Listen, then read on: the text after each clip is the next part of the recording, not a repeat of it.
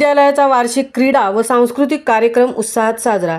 Saint मेरी विद्यालय JNPAचा वार्षिक क्रीडा आणि सांस्कृतिक कार्यक्रमाची सांगता सोहळा सोमवार दिनांक 5 रोजी उत्साहात पार पडला।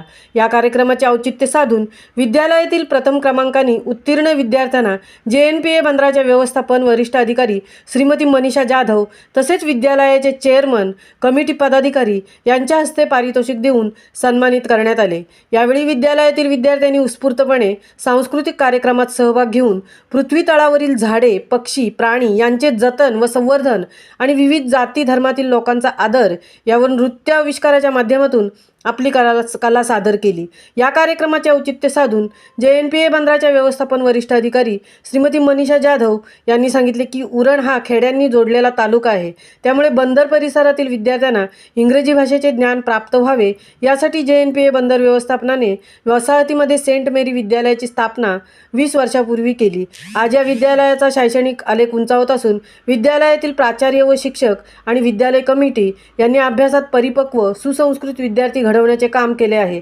अशा सेंट मेरी विद्यालयाचा आदर्श प्रत्येक विद्यालयाने अंगीकारणे गरजेचे आहे।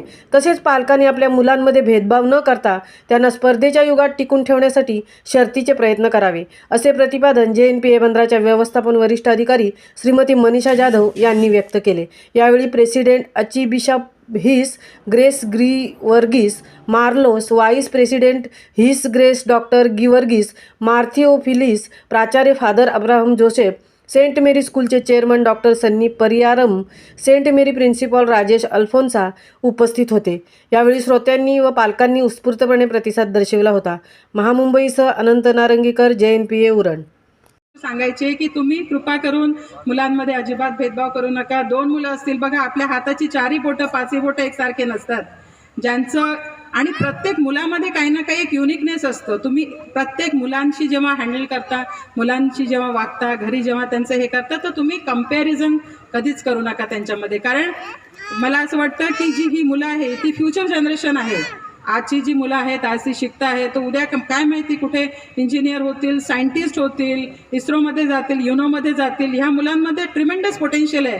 आणि घरी जे असतो ना, कारण काय असतं की एक पालक, त्यांचे जे पेरेंट्स असतात आणि टीचर्स, या दोघांमध्ये संवाद फार महत्त्वाचा असतो।